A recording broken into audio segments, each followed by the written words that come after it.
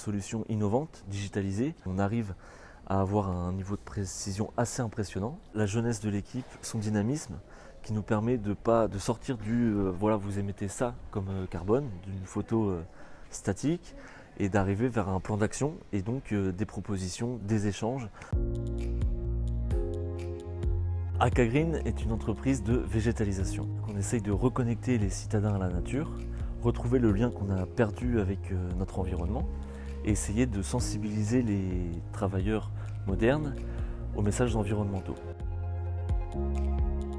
Chez Akagreen, ce qui nous a motivés à mettre en place une stratégie bas carbone, c'est d'abord notre ADN, le cœur de notre activité, qui est la reconnexion des citadins à la nature. Donc il fallait qu'on soit capable d'identifier combien de carbone on émet pour savoir si cette activité avait un impact positif sur la société.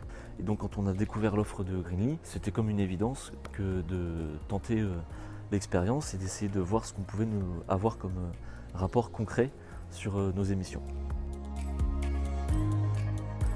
Pourquoi Greenly? Pour plusieurs raisons. La première, c'est le besoin d'avoir une solution innovante, digitalisée. Pour l'aspect engagement des équipes, chaque collaborateur, dont moi, a reçu un questionnaire assez précis sur comment on agit et comment on consomme. La deuxième chose, c'est cette précision aussi, backée par du data scientisme, et on arrive à avoir un niveau de précision assez impressionnant.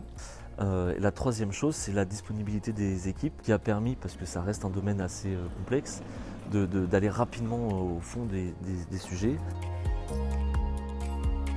Ce qu'a révélé notre premier bilan carbone, c'est qu'on a un poste vraiment qui écrase les autres en termes d'émissions de carbone. Pour nous, c'est la production des plantes. Sur le reste, on est plutôt équivalent, avec un deuxième poste qui est le transport. C'est très important de pouvoir identifier les pistes d'amélioration de notre score Bicorp, et Greenly nous permet d'avoir identifié très vite ces deux postes. À l'échelle de chacun, de chaque collaborateur dans un premier temps, communiquer sur ce qui se fait, les best practices de chacun, etc. Sur un deuxième temps, il s'agira d'attaquer les deux postes les plus importants, donc la production et le transport.